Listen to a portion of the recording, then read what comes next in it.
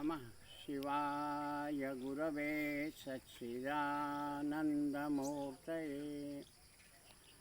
ध्यानमूलं गुरुर्मूर्ति, पूजामूलं गुरुर्पदं, मंत्रमूलं गुरुर्वाक्यं, मोक्षमूलं गुरुकृपा। अभी इस पवित्र शारदीय नवरात्र में मैं विंध्यपीठ में हूँ, मुक्तेश्वर धाम में पवित्र सरोवर एवं भगवान महादेव के शरणों में हूँ। और आज मैं जीव और शिव यानी आत्मा और परमात्मा इस तत्व के ऊपर अपना विचार समाज के समक्ष रख रहा हूँ। जीवात्मा जो है वह यद्यपि परमात्मा का ही आंशिक स्वरूप है, उसका अंश है, परंतु दोनों की स्थिति में अंतर पड़ता है। जीवात्मा जब भी शरीर के अंदर होता है तो वैसा ही गुण धारण करता है। विनाशमान शरीर के स्वरूप में ही वह अपने को समझता है। उसकी शक्तियाँ सीमित हो जाती हैं, उसका चिंतन सीमित हो जाता है। वह एक सीमा के अंदर जीता है और अपना समय बिता करके फिर आगे की यात्रा करता है। परमात्मा सर्वव्यापी है, सर्वशक्तिमान है। जो उसकी स्थिति है उसी स्थिति को प्राप्त करना जीवात्मा की परमात्मा के तरफ जो यात्रा होती है उसी यात्रा का नाम साधना है। परमात्मा सर्वव्यापी है। कैसे सर्वव्यापी है भाई? तो वो आंतरिक जगत में भी वही है और बहिर्जगत में भी वही है। तो आंतरिक जगत में जब परमात्मा का खोज किया जाता है तो ध्यान समाधि इत्यादि क्रियाओं का आश्रय लिया जाता है। उसे अंतर्जाग के नाम से जानते हैं।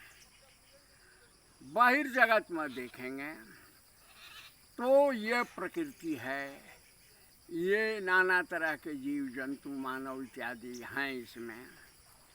तो बहिर्जग का मतलब क्या होता है कि प्रकृति को प्रदूषण मुक्त बनाना। चूँकि इस संपूर्ण सृष्टि में वह परमात्मा ही है, उस परमात्मा के स्वरूपों को, विभिन्न जगत को, इसके अंदर स्थित प्राणियों को परमात्मा के स्वरूप में भावना करना, दर्शन करना, यह बहिर्जग का स्वरूप है। यदि प्रकृति को हम प्रदूषण मुक्त बनाते हैं तो ये बहिर्जगत आनंदित होता है। इसके लिए पुरातन महर्षियों ने विहित मंत्रों द्वारा अग्नि में आहुति देने का विधान बनाया। तो बहिर्जग जो है प्रकृति को प्रदूषण मुक्त करता है। विभिन्न जो जंतु हैं इनको आरोग्य प्रदान करता है, दीर्घ जीवन प्रदान करता है। वही अंतर्जग जो है वह व्यक्ति को आत्मज्ञान का बोध कराता है। तो इस प्रकार अंतर्जग और बहिर्जग दोनों मिलकर पूर्ण सर्किट को पूरा करते हैं। और पूर्ण सर्किट हो जाने के बाद जीवात्मा अक्षर पद को प्राप्त होता है, उसका कभी क्षरण नहीं होता है। परंतु यदि विकास हुआ पर पूर्ण नहीं हो पाया तो फिर कुछ समय तक जन्म जन्मांतर की क्रिया चलते रहती है। तो यह स्थिति है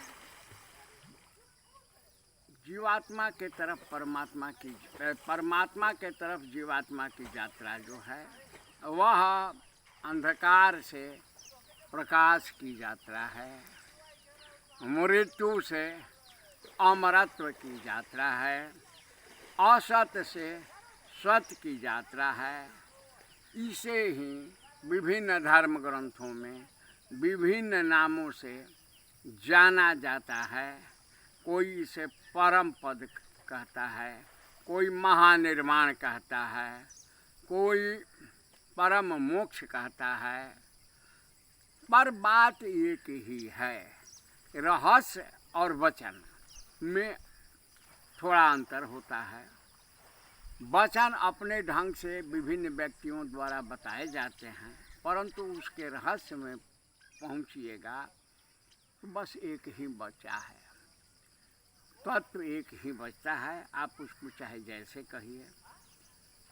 बाबा कबीर ने एक जगह कहा है, जल में कुंभ, कुंभ में जल है, बाहर भीतर पानी, फूटा फूटा कुंभ जल जल ही समाना, यह तत् कथौ ज्ञानी। यानी इस संसार में एक व्यक्ति है, व्यक्ति के अंदर वही परमात्मा है और वह परमात्मा सारे संसार में व्याप्त है।